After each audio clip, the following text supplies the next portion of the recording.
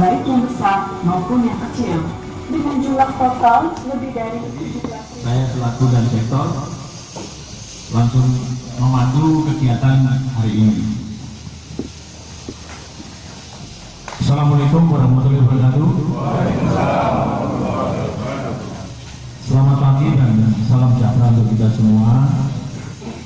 Pertama-tama marilah kita sama-sama memanjatkan puji dan syukur kehadirat Allah Subhanahu wa Ta'ala.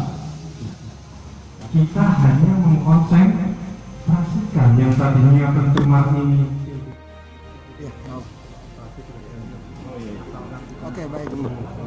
Kita sekarang akan ngobrol-ngobrol dengan dan sektornya juga dan dengan dari PT Pasca IPAL, Pakar IPAL Indonesia. Kita ngobrol-ngobrol dulu. Selamat siang Dan. Selamat siang. Oke, Dan bisa ditanya ini kegiatan apa sih sekarang yang dilakukan oleh sektor 21 apa sih? Ini kegiatan pelatihan pengetahuan teknologi tentang IPAL. Kalau ngumpul gitu ya, udah celupin, angkat, ya bentar. Itu untuk mirip yang mana? Tempelin. Tempelin ya Pak. Warnanya ke arah yang mana? Ini. Berapa itu Pak? 3. Yang ini ya? Kan? Nanti tinggal tutup aja langsung. Oh, kalau digital naik. Assalamualaikum warahmatullahi wabarakatuh. Hai guys, masih dengan saya Boy Umar. Nah, kita sekarang ada di Posko Sektor 21. Di sini kita bareng dengan komandan yang baru, namanya Kolonel Ahmed Nur Samsudin. Nah, lihat, kayaknya rame-rame di sini ya. Ini kemudian kegiatan dari pagi, dari jam 9 tadi. Nanti ada liputan videonya seperti apa. Ada wawancara doorstopnya dengan wartawan juga. Tapi di sini ada yang menarik adalah yang di belakang saya ini. Ini adalah tes bagaimana kita menilai sebuah limbah air yang dikeluarkan oleh pabrik atau perumahan atau apa, apakah dia mengandung limbah atau tidak. Ini di belakang saya. Nah, ini bisa dilihat.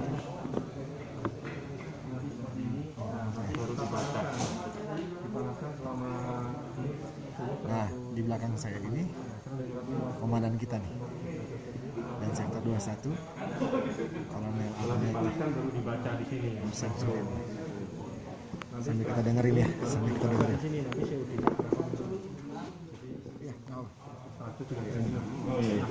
Oke, baik. Kita sekarang akan ngobrol-ngobrol dengan dan sektornya juga dan dengan dari PT Pasca IPAL, Pakar IPAL Indonesia. Ini kita ngobrol-ngobrol dulu. Selamat siang Dan. Selamat siang. Oke. Dan bisa ditanya ini kegiatan apa sih sekarang yang dilakukan oleh sektor 21 apa sih? Ini kegiatan pelatihan pengetahuan teknologi tentang IPAL. Tentang IPAL, oke.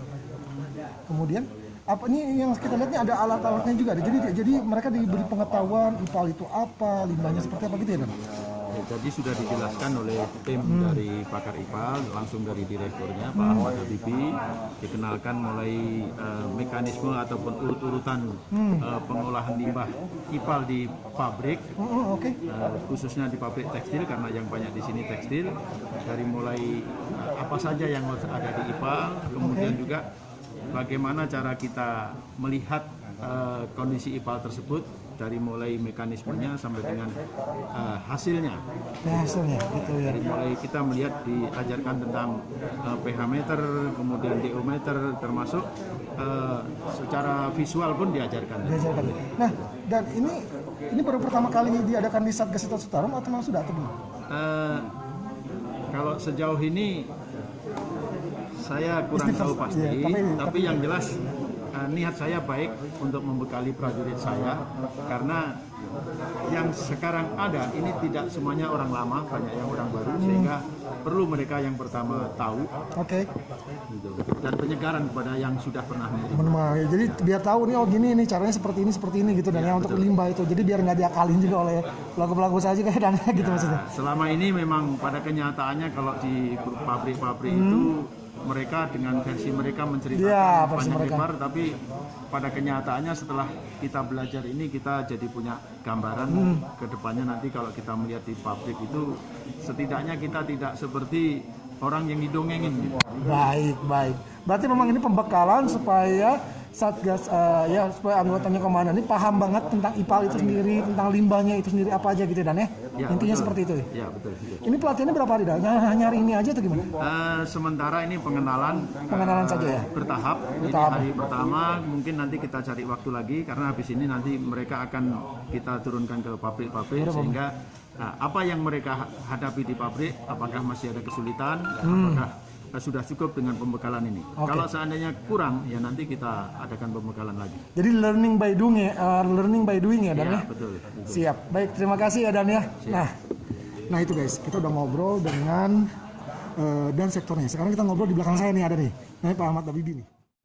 Pak, sebentar Pak. Boleh jelasin sedikit Pak? Jelasin sedikit Pak. Yang ini Pak, kita bakal berbicara situ Pak. Oh iya. Nah, ini alatnya apa aja nih Pak? Jadi gini, dalam pengoperasian IPAL itu ada beberapa alat yang minimal kita harus punya. Apa itu? Salah satunya minimal yang harus punya adalah pH. Nah ini kertas pH-nya nih, test pack-nya nih. Istilahnya test pack nih Pak. Ya betul. Nah test pack-nya nih. Ya betul. Ini dengan pH ini kita akan tahu langsung, ya kan, apakah netral atau tidak. Oke. Ya. Atau kita yang sudah lebih canggih dengan yang model digital. Digital. Ya betul. Ini sudah langsung ketahuan. Oke. Siap. Kemudian minimal kita juga harus punya namanya gelas ukur untuk melihat hasil. Kalau ini contohnya seperti ini ya.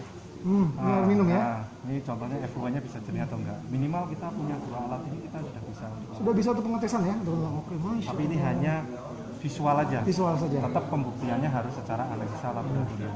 Kalau lebih canggih lagi, kita ada beberapa alat lagi seperti diometer. Diometer nih satunya nih. Mengukur Ini diometer oksigen guys, ya. untuk mengukur oksigen ya. Iya, betul. Kemudian, Kemudian ada spektrofotometri. Spektro. oke. Ya, spektro ini ada berapa fungsi. Satunya ini untuk mengukur kadar untuk TSS, suspended solidnya berapa. Suspensi itu apa sih? Apa sih Itu Pak? pengotor. endapan. Endapan yang ada di bahasa sederhananya endapan itu. Kemudian untuk mengukur warnanya, kepekatan warnanya itu berapa PTC. Oke. Ya, terus kemudian bisa amonia juga bisa, tapi harus ditambahkan bahan kimia. Bahan kimia lagi. Oke. Ya, untuk CO2 juga perlu bahan. Wow, ini alat-alatnya guys, Alat-alatnya, keren. Ini mahal ya Pak ya? Ya lumayan. Ya, tapi kalau untuk di lapangan yang khusus misalkan tadi komandan minta untuk anak tersebut, paling yang dibekali apa itu? Kira-kira Minimal pH-nya harus. minimal pH ini sama yang atas pH itu, Iya terus betul, sama sama nanti visual. Oh kalau dia enggak pH visual tadi. visual aja. Oh itu Ya. cuma itu aja ya? Sama satu lagi tadi ikan. Nah, Oh, beliau ikan, ya. Tadi ya. Oke ikan. Menunjukkan bahwa paling ampuh adalah dengan ikan. Ikan. Siap. Nah ini harapan terakhir nih dari komandan sendiri dengan ada ini apa nih? Harapan saya selaku dan sektor tentunya prajurit saya memiliki kemampuan tentang pengetahuan tentang IPAL. Oke, satu. Bagaimana juga dia mengenali secara visual di lapangan dengan mudah. Baik. Kemudian tadi sudah dijelaskan juga tentang pipa-pipa siluman ataupun bypass yang biasa dilaksanakan perusahaan-perusahaan yang belum disiplin, belum taat terhadap lingkungan. Cakep tuh guys. Bagi pengusaha, pengusaha itu yang pertama sudah hari ini beliau itu sebagai pahlawan devisa. Harapan kami dengan mereka taat, patuh dan sayang terhadap lingkungan dengan tidak membuang limbah secara tidak sembarangan, diharapkan akan menjadi lebih sempurna, akan lebih mulia. Jadi bukan hanya devisa, tapi juga dia bertanggung jawab terhadap kelangsungan hidup ekosistem yang ada di seputaran perusahaan tersebut. Dalam hal ini Sungai Citarum. Nah, sebentar nih, ada satu lagi nih yang belum saya wawancara, Kak. Paulin ya, Paulin mana? Paulin. Nah, Paulin Yap. di bagian apa nih Paulin kalau Paulin? Kalau saya sih di bagian pemasaran Pemain. sebenarnya. Pantesan apal semua ya. Di bagian pemasaran harus sok tahu gitu. Saya tahu ya, Iya. saya tahu. Nah, dari segini Paulin berharapnya apa nih ke depannya untuk mungkin ini sebenarnya tidak hanya buat Satgas Citarum juga dong. Iya, permasalahan. iya, Ini iya. permasalahan buat kemana aja nih Paulin? Baik, sebenarnya sih untuk semuanya ya, karena sekarang lagi trennya Das Citarum Harum, maka kita backup di sini untuk apa namanya perbaikan lingkungan pada umumnya di Sungai Citarum Harum itu. Makanya kami berharap benar-benar ada perbaikan sehingga dalam bergerak terutama dunia akhirat dapat. Karena ilmu yang bermanfaat itu akan terus mengalir pahalanya. Kan seperti itu kira-kira. Maka untuk para pengusaha juga jangan takut, jangan ragu untuk mengeluarkan modal untuk memperbaiki lingkungan. Iya dong, karena mendapat keuntungan kenapa nggak keluarin modal? Iya. Bener enggak? Apalagi ini negeri kita untuk anak cucu kita. Cakep. Nah, itu guys, kita udah ngobrol-ngobrol dengan beliau ini tentang pelatihan, tentang IPAL dari PT Pakar IPAL Indonesia, juga dengan kerjasama dengan Sektor 21. Dan dalam hal ini Komandan juga memberikan satu suatu harapan kepada masyarakat, pada pengusaha terutama juga untuk sadar akan manfaat dari IPAL itu sendiri. Nah guys, itu aja dari saya.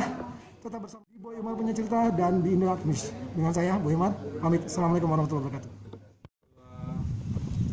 Nah ini guys, belakang foto bareng nih semuanya nih. Tetap dengan prokes, saya pakai masker semua ya. Ya, masker semua. Foto bareng di sini. Bentar, saya bilang ya. Nah guys, inilah kita, saya di Posko 21 di Sektor 21 bersama dengan Komandan dan tim semuanya. Dan Sektor 21. Sekali lagi, Sektor 21.